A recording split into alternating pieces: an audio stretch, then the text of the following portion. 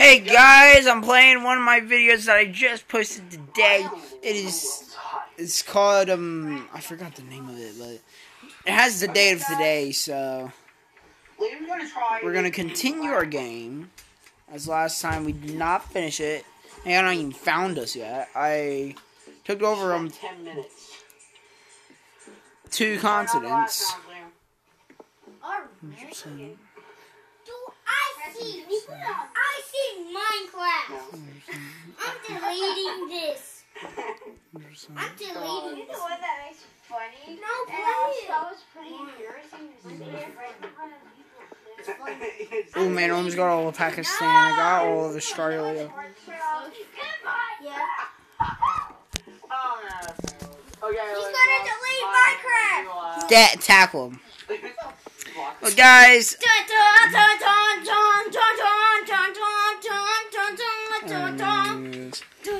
boom, let's evolve that baby. I wish you could zoom in. Wait, you can. I got something. Yeah, raised up a little bit. Hello everyone, my name is Pixelriffs and welcome back to the Minecraft Survival Guide. I hope you guys are having a great day. Welcome back, welcome back. Today we are going to be going on a bit of an adventure. And for that I will need to make a few preparations. First of all, I need to make my... Go on so far. I did not get Botswana. Yeah, let's see if I'm... Yes, I'm well cured. Compasses, and yes, I still don't have much iron in here because I haven't transferred it over from the iron farm, but I do have a little bit. And for that, I'm going to be making myself 2 compasses. I think 2 will probably do. In fact, I think 2 is kind of overkill. We only really need 1. I've also got myself a bunch of paper because we are going to hop into the villager breeder, which may be a mistake considering the amount of villagers we have in here.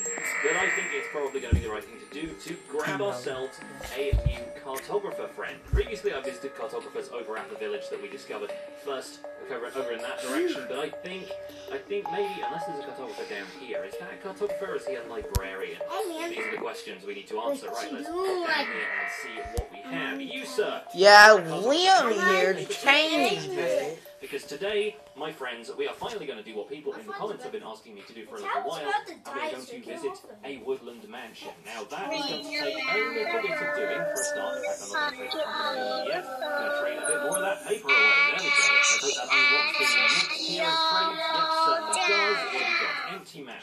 Okay, well, I'll continue trading paper to him, because we want to unlock basically the last set of trades this guy has. If you remember, the Woodland Mansion map is one of the things that you can get from a cartographer later on in the trading cycle, along with the Ocean Explorer map, which is the one that will get you basically a ticket to an ocean monument.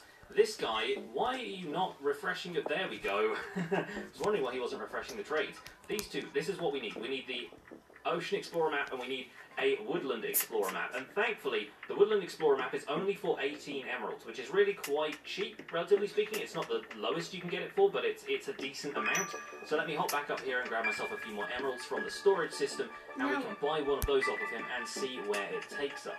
Okay, friend, here we go. Have yourself some emeralds and a compass. Give me that Explorer map. Fantastic stuff. So when we take a look at that, it's going to tell us where exactly a woodland mansion exists in this world, and they can always be found in the Dark Oak Forest biome, so you might even have stumbled across one already while you've been exploring your world, and maybe not known what it is. So the Woodland Explorer map is a great way of finding one if you haven't already explored that far out.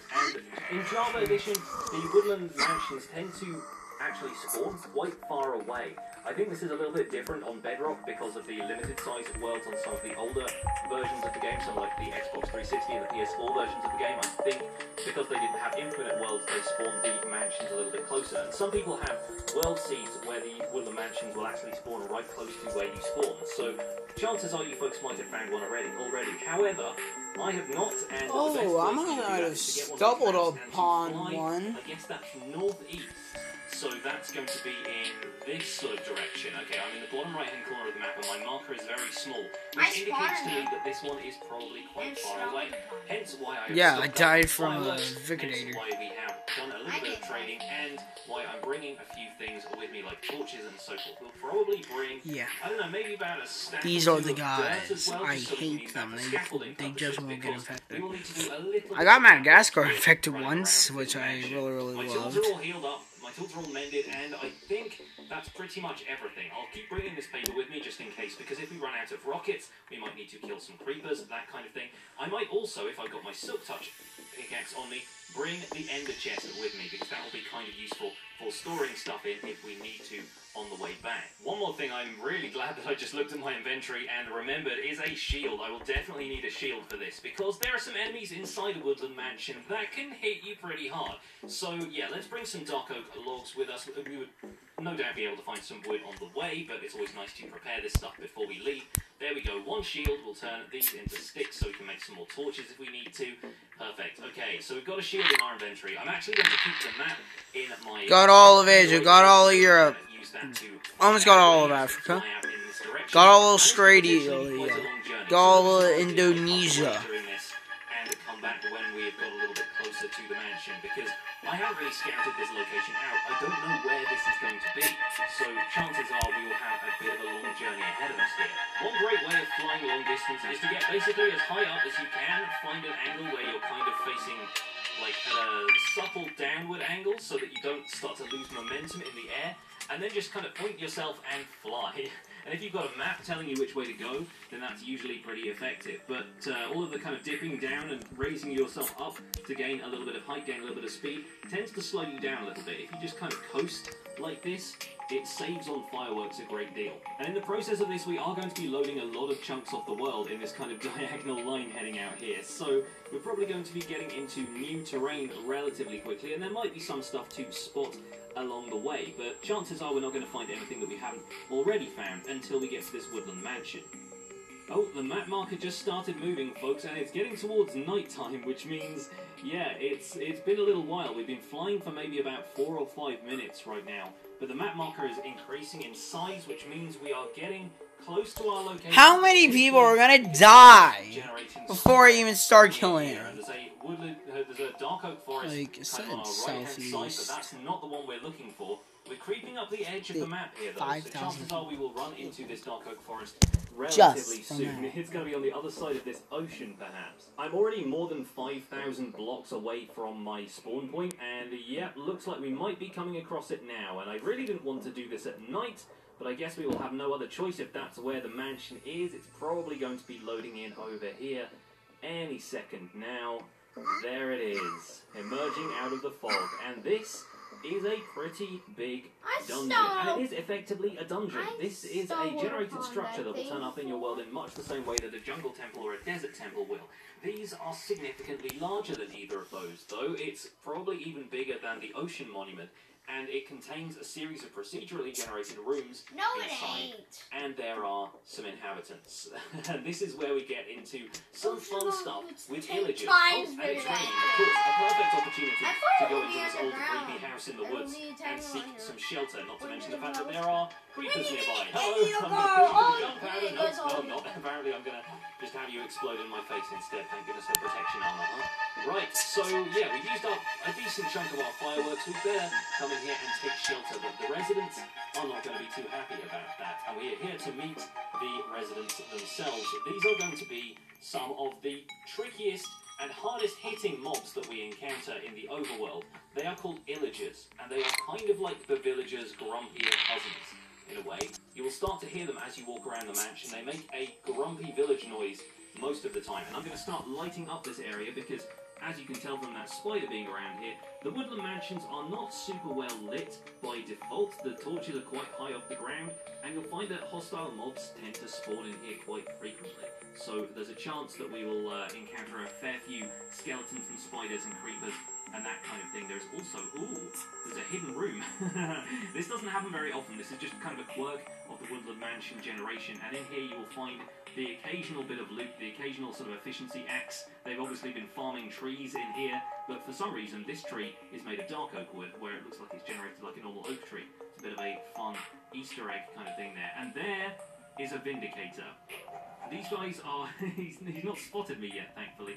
These guys look relatively harmless. They look like the kind of villagers that you could trade with. But once you get into attack range of them, they will bring out an iron axe and they will come after you. Now, yeah, there he goes. Oh, they're also very, very fast. And I'm going to climb up onto a pillar here so we can examine this guy a little bit better, because these guys are actually kind of worth saving. They do a whole lot of damage to you, though. Believe me, if you kill one of these things, well done, because they will attack you very, very viciously. Now, if I stand over here and I try and place some blocks around him like so, we've actually caught this guy now. He won't actually be able to go anywhere, and that's a good thing for us. I'll probably kill a few others around the mansion just so you can see kind of what the deal is here, but these Vindicators are actually kind of worth saving, because there are... Whoa, okay, no, I made a mistake there. I was trying to block him in a little bit more. I failed. Alright, let's hop up into this corner. Oh... Okay, alright, fellas. Guys, I will only be able to record for around 70 to another minute or so, because I'm nearly full. But guys, I really hope that you're going to enjoy today's video, because my mission, conquer the world with my disease, get everybody sick, and all that junk. I think I should have seen Vindicators, compared to the other hostile mobs in the world, is that these guys will not despawn. They generate once when the Woodland Mansion generates, and they do not despawn if you go away. They will always remain here. The problem with that is that they don't have an actual spawning pattern, so they don't respawn if you leave the Woodland Mansion and come back, or if you're exploring around the place. Like, once you've generated the amount of illagers that appear in a Woodland Mansion, that is it. You don't get any more than that, so it's a good idea to just kind of keep them around. This Woodland Mansion also has a nice little smithy where we've got a couple of pockets of lava here. Thankfully it's surrounded by andesite and it's kind of outside of the range of fire spread, even though I've got fire spread turned off on this world now. That would start to burn the entire mansion down if it wasn't well protected, so that's probably a good thing when it comes to the construction of this place. There are a bunch of very unique rooms in these mansions, some of which will have loot above the doors in these chests up here.